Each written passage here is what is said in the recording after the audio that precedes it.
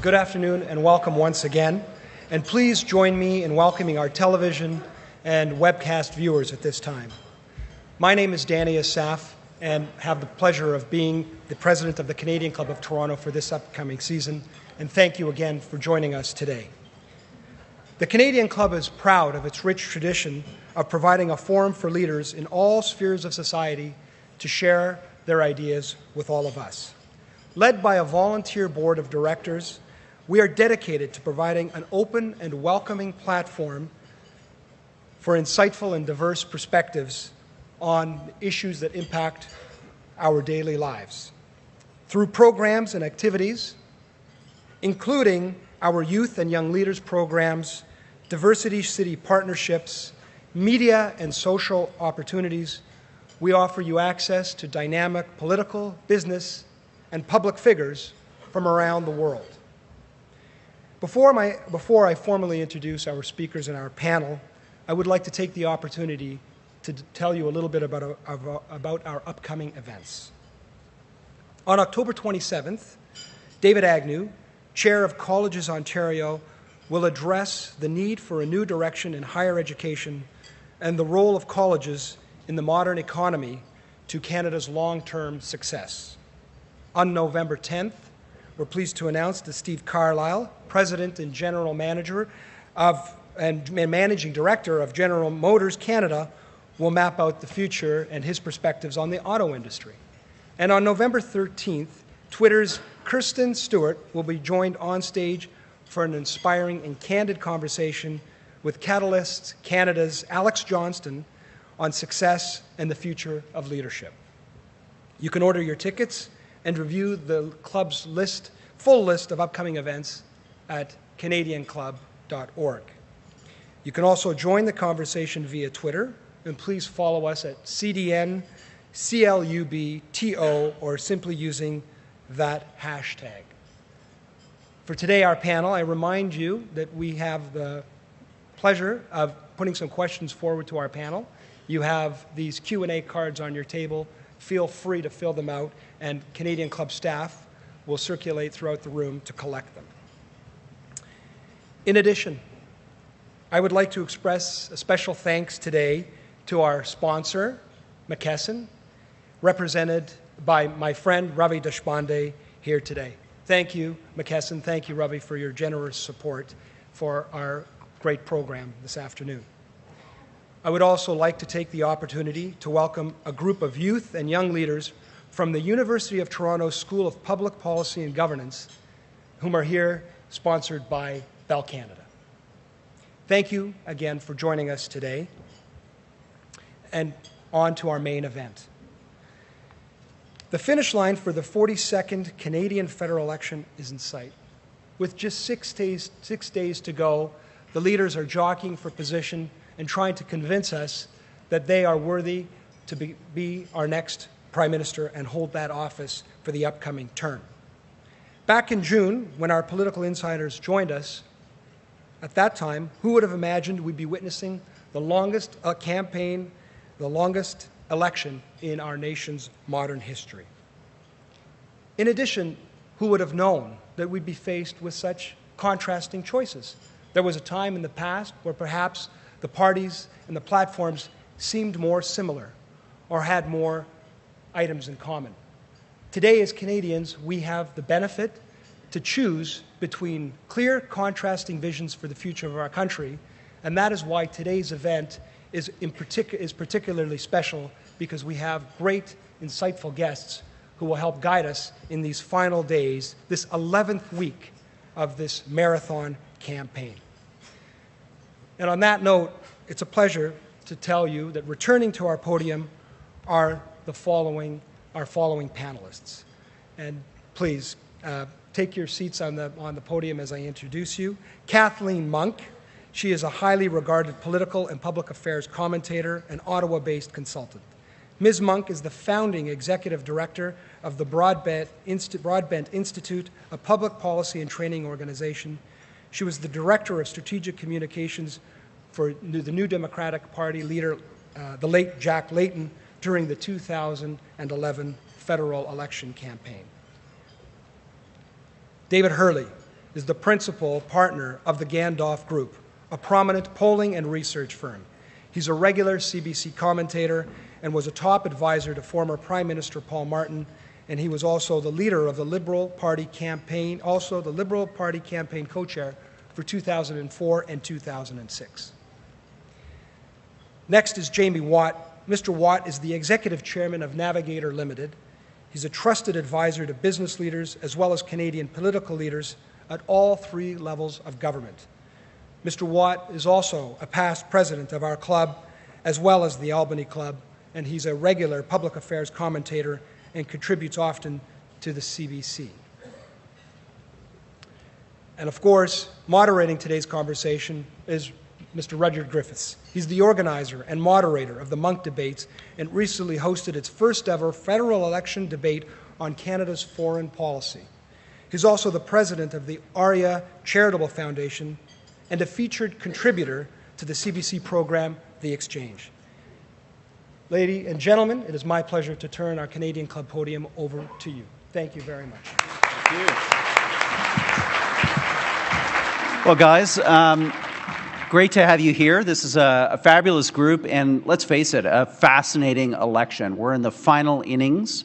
Let's not jinx what's going to happen tomorrow, but we are in the final innings of a historic campaign, a campaign that many of us, frankly, didn't expect and haven't seen in our lifetime in terms of a real horse race.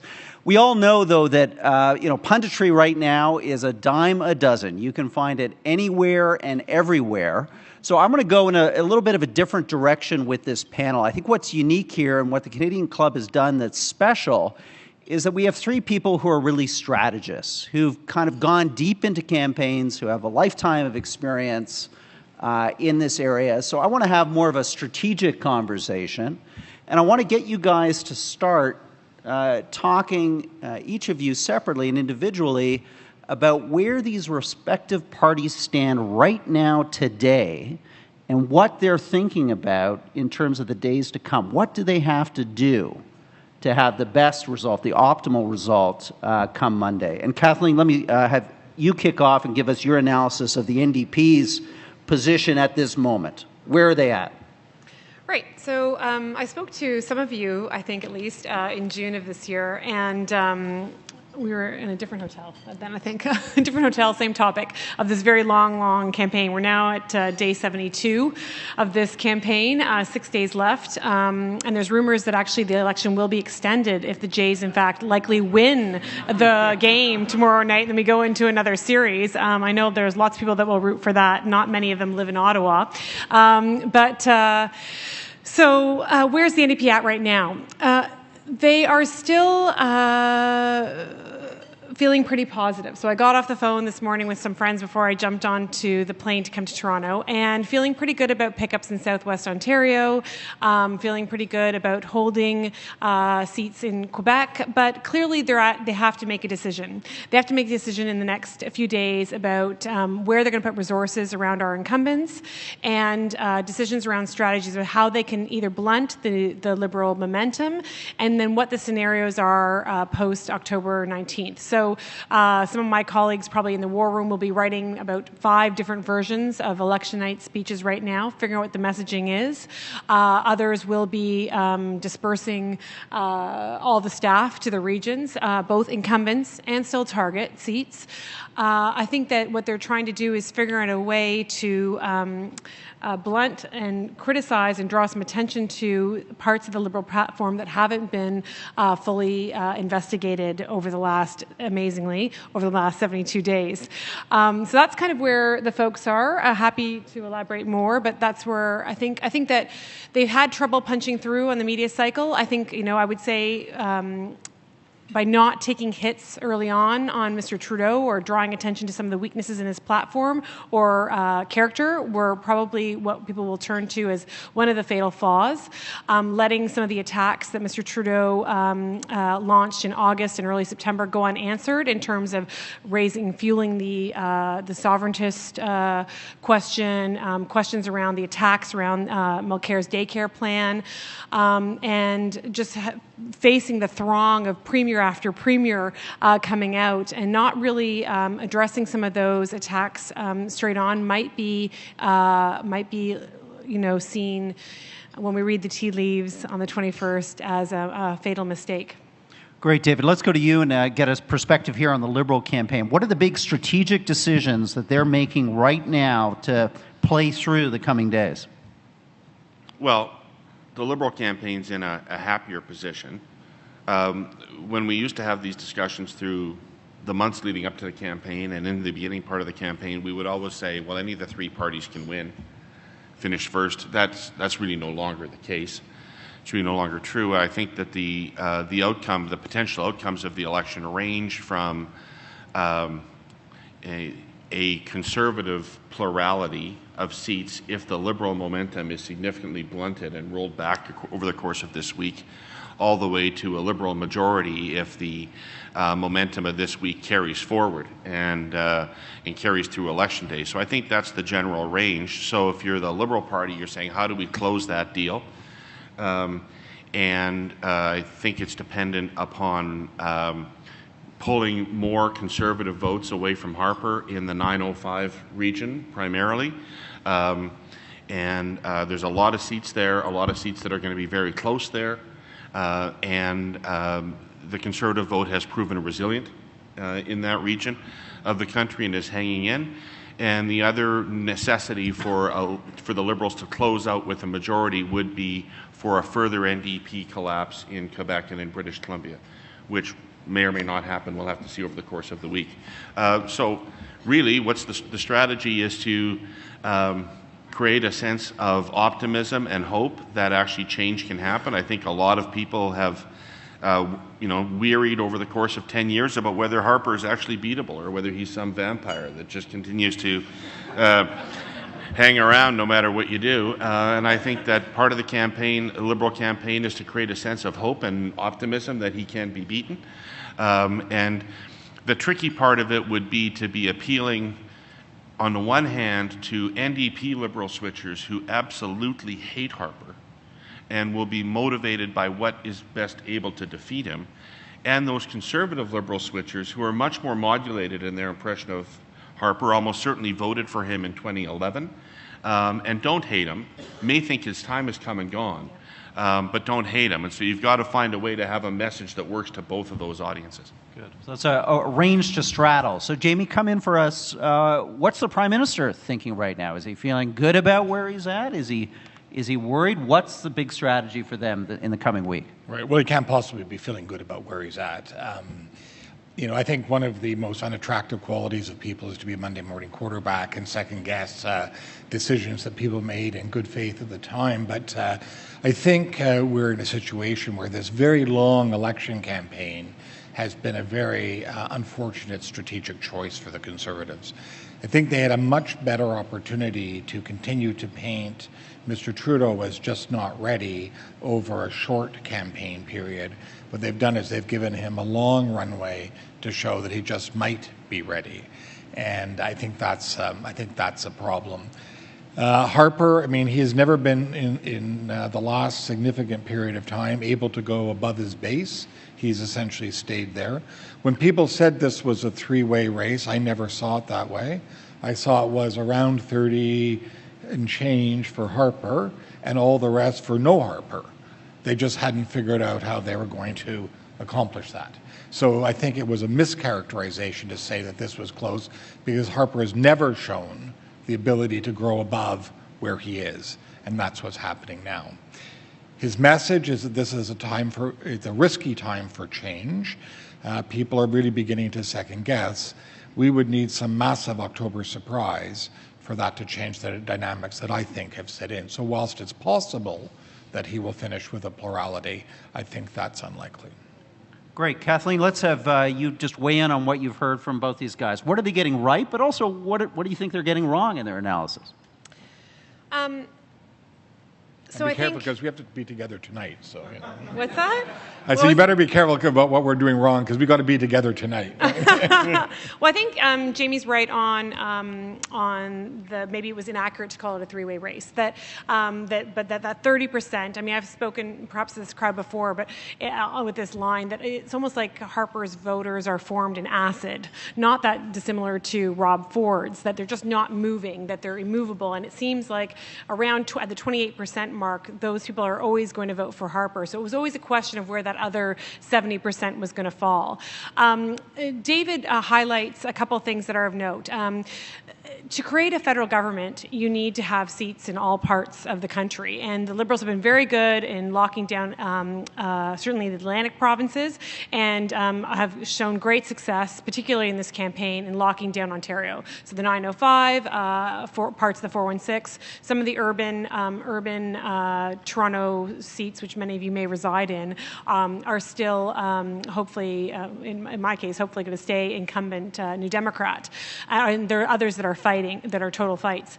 But the question is, can Trudeau actually convert what seems like a wave of momentum into seats? What we do know is that their electoral district associations in the province of Quebec have been decimated over a series of years, a series of elections, and they literally, in many cases, don't even exist. Now, speaking as a New Democrat, we also didn't have electoral district associations in 2011, but we were able to convert that into seats.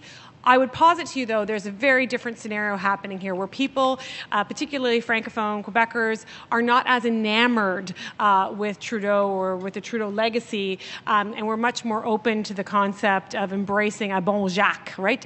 Jacques Clayton, as they used to call him. And so I wonder how, when you see these seat projectors, and if, like, for instance, this morning there was no nanos. Did you all kind of feel a little withdrawal? Did y'all feel withdrawal? The crack cocaine of polling. There was no 6 a.m. refresh. Oh, it was a holiday. The internals still kept coming, but not nanos. And I think that what's interesting is that some of these seat projectors show the Liberals picking up 20 seats in Quebec. And I see some Liberal organizers in the room, some hardcore partisans. You know, raise your hand if you can name me more than 12. You just can't. So that is going to be a challenge, I think, going forward. Great, guys. Jump in. Well, it's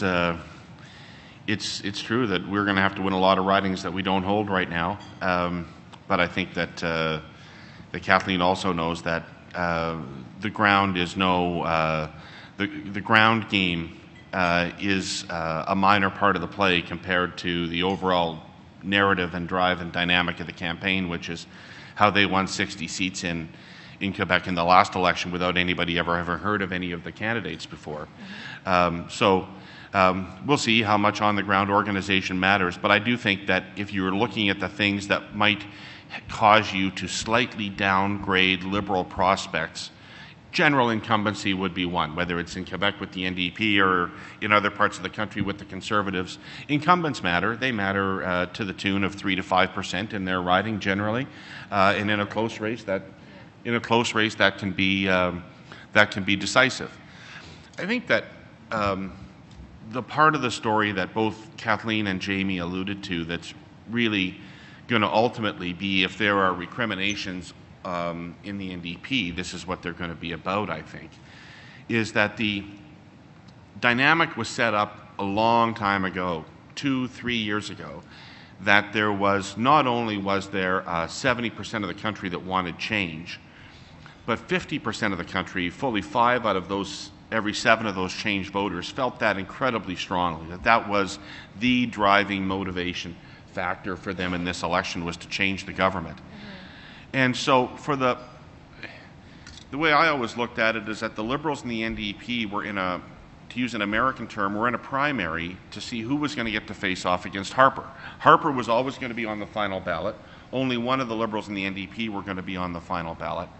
And I think that if you think back to the situation in the late spring right through the summer, where the NDP were at and where the Liberal Party was at, and then you look at the decisions that the NDP made with their platform, to move to the center and expose that wide activist flank on the economy, and secondly, to hold off on any advertising through the early parts of the campaign. They took their foot off of our throat, and we got up off the mat. And I think that's going to be the untold story of the campaign. Not the untold, that will be the over-dissected story of the campaign. Yeah. You know, I often used to hear the Liberal Party referred to as the third party.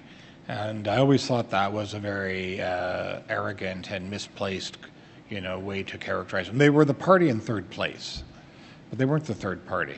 And I think we're now seeing the results of the muscle memory that people have for that particular political brand. Yeah, I'm going to work in some questions here. There's some good ones coming in, and maybe have David and Kathleen weigh in on this. Why, our audience member asked, why aren't the Liberals more open to flagging an intention, a willingness to work with the NDP? What is the strategy behind that, David? And is it working? Do you think it's effective?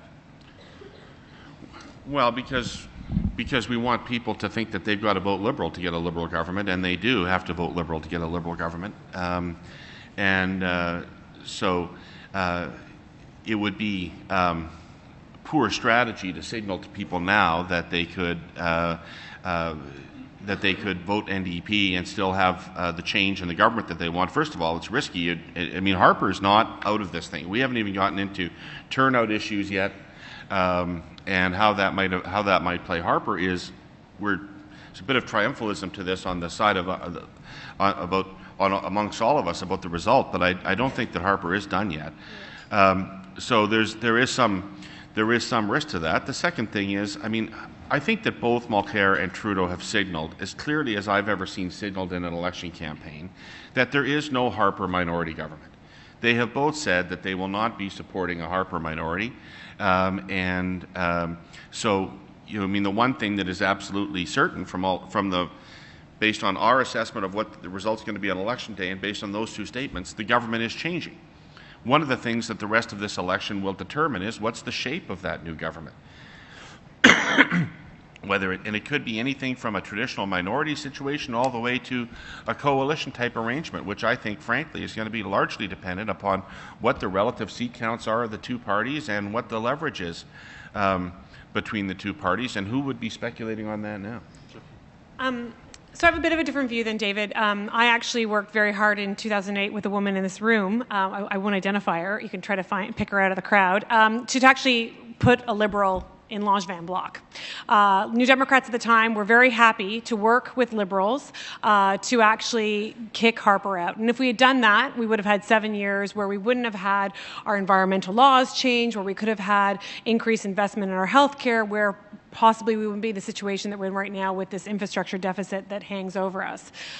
So I do think that it is incumbent upon progressive political parties to figure out a way to work better with one another, as they do on city council, for instance, where you all have to work together. There's not the same kind of partisan affiliation in the municipal level where you work together to get that stop sign, that road built, that park installed. And I think that in many ways it does build up a lot of cynicism among voters when they see, for instance, especially at this point in the campaign, when these parties are fighting with one another and they will end up electing Conservatives, which is not something that either of us want to do. So when you look at Southwest Ontario, a riding like Welland, for instance, if Liberals go into that riding and they peel off a few New Democratic votes, it will result in a Conservative being elected there. And that's a problem. That's a problem for moving the agenda forward. That doesn't help reverse the lost Harper decade, in my opinion. Jamie, do you have a comment on that? Obviously you want to see as much of the vote splitting as you can, but is it going to happen this time? The way it did so powerfully work against Michael Ignatieff? I think that Canadians are very good at doing collectively what they can't do individually, and they're good at figuring out what they want and getting. Somehow our electoral system and its magic works that through. So I think at the end of the day, if Canadians decide that they want change, they'll figure out a way to get that change. I think if they decide that they want to stay the course, they'll figure out a way to stay the course. Okay. A lot of questions here about what I call identity politics, from the refugee crisis to the niqab, including from Pamela Ritchie, newly at Bloomberg TV Canada. Pamela, great to see you on an exciting new TV network, news network launching here in Canada. So, Jaime, back to you, and I mean, let's get right to the cusp of this issue, which is the niqab. How has this played out? And is it doing what the Conservatives thought it would do, I presume, in the way that they wanted it to? So this is obviously a very complicated issue, and let's put aside for one moment the issue itself and talk about the politics of it. I think what the Conservatives have decided is that it is a wedge issue. It's a position they can take that their opponents can't take, and therefore there's electoral advantage in it. Now, we'll put aside whether I personally think that just because you can, you should, but I think there is some evidence that both their position on the niqab and their position on the refugee crisis has been electorally effective for them. David, look, you're a polling expert. You've looked deeply into the numbers here. Is that what you're seeing too? The policy might not be agreeable, but the politics works. Well, Kathleen alluded to the magic that came together for the NDP in Quebec in the last election around Jack Layton. And the coalition of voters that came together to elect 60 or so new Democrats out of the province of Quebec. And very personally based appeal, I think, around Jack Layton fundamentally. I think that Thomas Mulcair was bequeathed a coalition in Quebec which was very unwieldy, to say the least, and really didn't have any business being together. Half Federalists, half Separatists, rural, urban, progressives, Conservatives, all kinds of people mixed together in a coalition that was ripe to be blown apart by something like identity politics.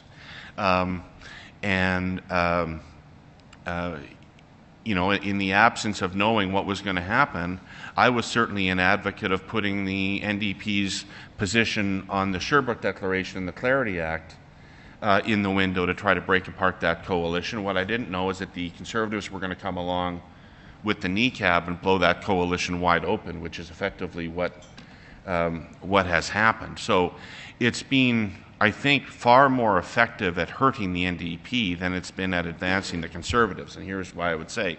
Jaime says Harper's not been able to move his numbers past 30%. And so, you know, they eased into this.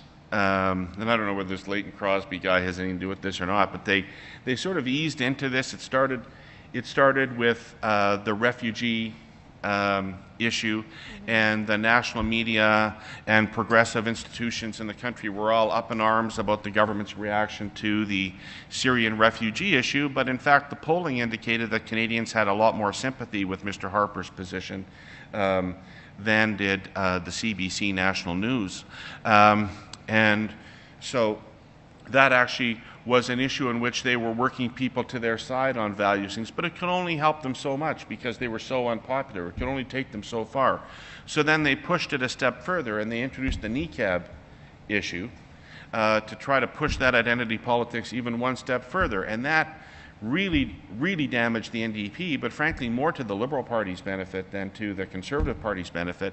And they had to keep pushing because it wasn't working for them. And I personally believe that at the point at which they announced the barbaric cultural practices tip line, that they had officially jumped the shark on this issue. And I think people started either to mock it or to be repulsed by it. And the one thing, you can have an ugly strategy as long as people don't see it as an ugly strategy. And once people came to realize what they were doing, once it became overt what they were doing, I don't think it worked anymore at all. And the other problem, of course, is that we don't have a two-party system, so that when you pull some of these stunts, they may damage one side, but you may not be the beneficiary of it. That's, as David points out, that's the other problem. We're not America. The only thing I'd add on that is that it's not just a Quebec issue. Well, I guess I'd add a couple things. It does surprise me, in fact, that all of the parties, but even my own party, weren't more prepared for this question of the NICAD, because clearly the issue of identity politics have been brewing for several years now in Quebec. So to be prepared on that flank, they should have been better prepared, I think, in some ways. That said, because we are a three-party system, as Jamie says, you can't always calculate where the damage is going to fall, and that's the problem, is that Mulcair took all the hits in Quebec. And he even took hits, frankly, across the country, because, as I say, it's not only a Quebec issue. This comes up on the doorstep in Saskatchewan. This comes up on the doorstep, in Coquitlam.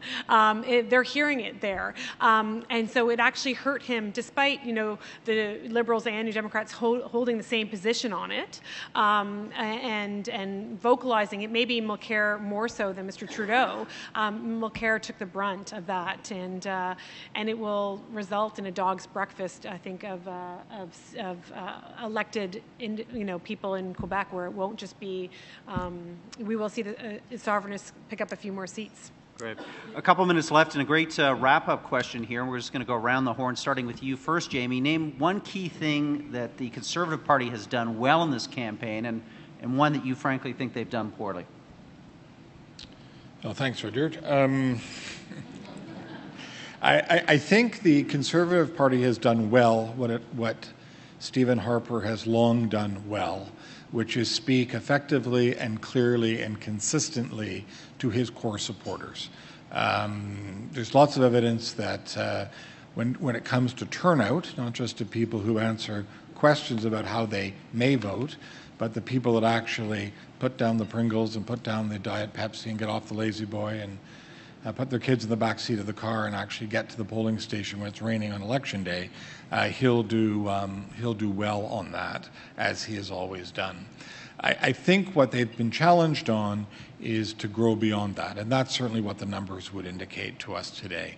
On any given day, there aren't enough people either supporting the Liberal Party or the Conservative Party or the New Democrats to form a government. So your job is to A, keep your base happy, but B, to go out with a giant hoover and hoover up enough votes in order to get to where you need to be. And I think maybe he needed to trade in his hoover for a Dyson or something. David, you're up next. What the campaign has not done well. And not on the Conservatives. You have to go on the Liberals. Oh, really? Yeah, sorry. Yeah, no, this is no free lunch, David. This is a little self-criticism here. It's good for all of us. I was all keyed up.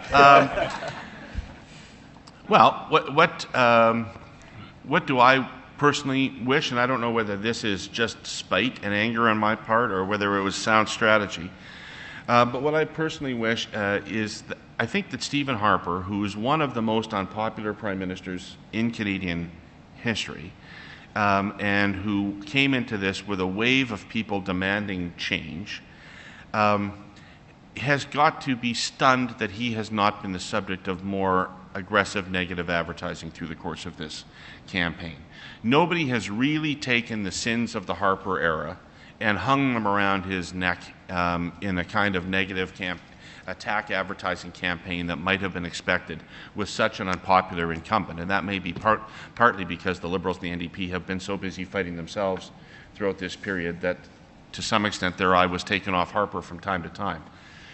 But what the Liberal... Good enough ad. That ad, the ad with all the senators, that was a pretty good ad. That was the best attack. That was good. No question. Yeah. That was the corruption hard. ad. Well, you had Dean and the leg irons in that one. Yeah. Nothing like the purple one to get the voters engaged. Yeah. First appearance of leg irons in a Canadian political ad, I think. Something to be proud of.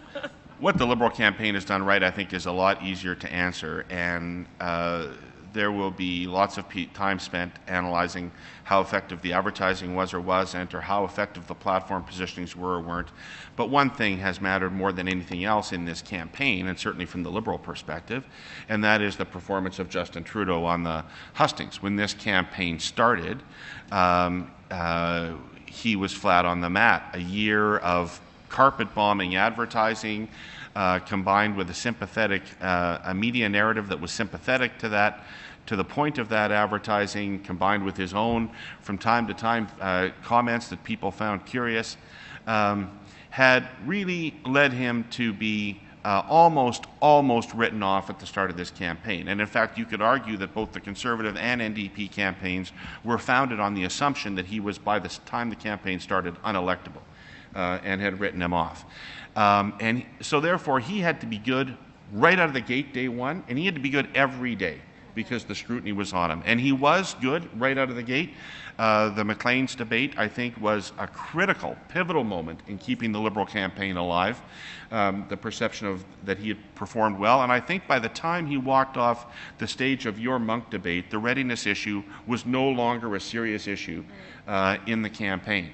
And that had the fact that in any group of people now, Justin Trudeau is an entirely plausible and credible candidate to be the Prime Minister is the single most important accomplishment of this campaign for the Liberal Party and the reason that we're likely to win.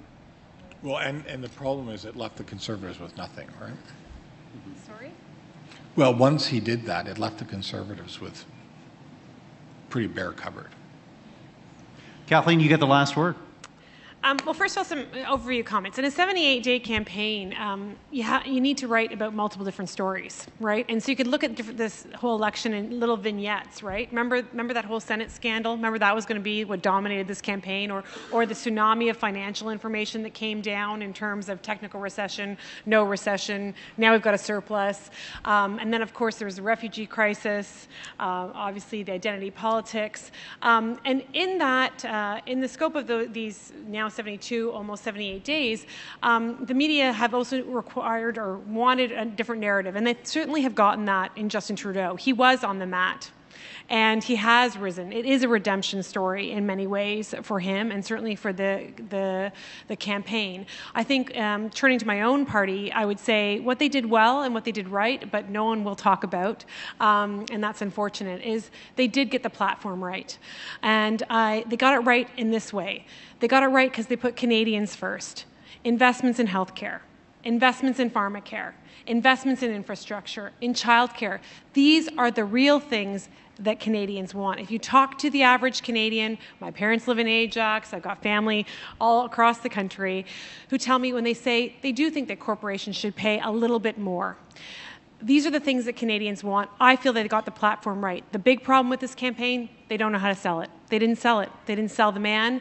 They didn't, to use David's words, they took the foot off the neck of the Liberal Party, and they probably shouldn't have done that.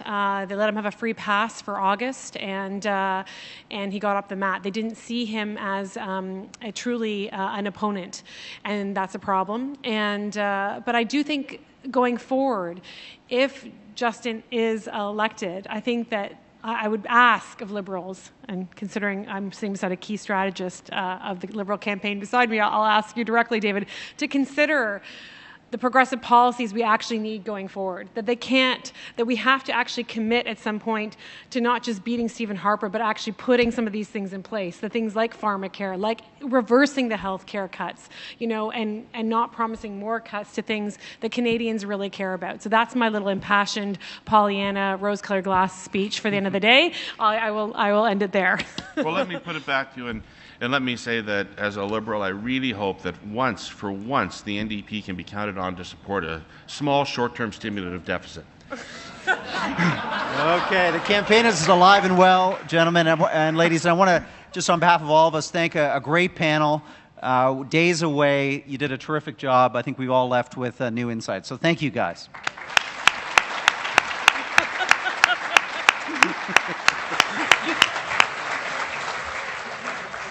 Let's turn it over to you, Danny. Wonderful. Thank you, Rudyard. Panelists, on behalf of the Canadian Club of Toronto, I'd like to personally thank you for taking the time out to be with us today.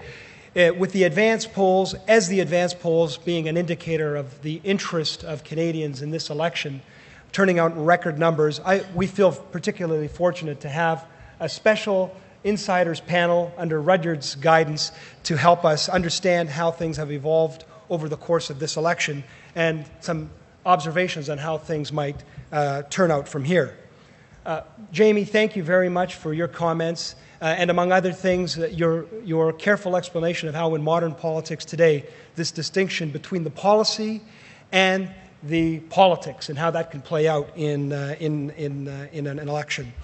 David, and thank you for your insights on how the election unfolded into what may or may not be this two-way race in a change election, that it was natural in some way that one of the two challenging parties was going to gain this momentum and to give the people this choice between change and status quo. And Kathleen, among other things, thank you very much for your plea for, regardless of who wins and how these seats are allocated, that a plea for some cooperation, nonpartisanship, so that government works for all of us, regardless of the outcome. And Rudyard, your skillful handling of this discussion, like many others, that was able to pull out all of those great insights from our panelists for the benefit of us and all of our welcome guests today. So, thank you very much. Greatly appreciated, and we're all looking forward to seeing how things will turn out on October 19th.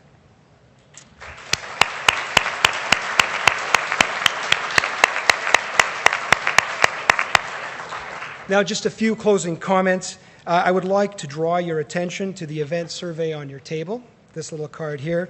The Canadian Club is always looking for ways to improve your experience, so please take a moment to share your thoughts with us. They are very important to us.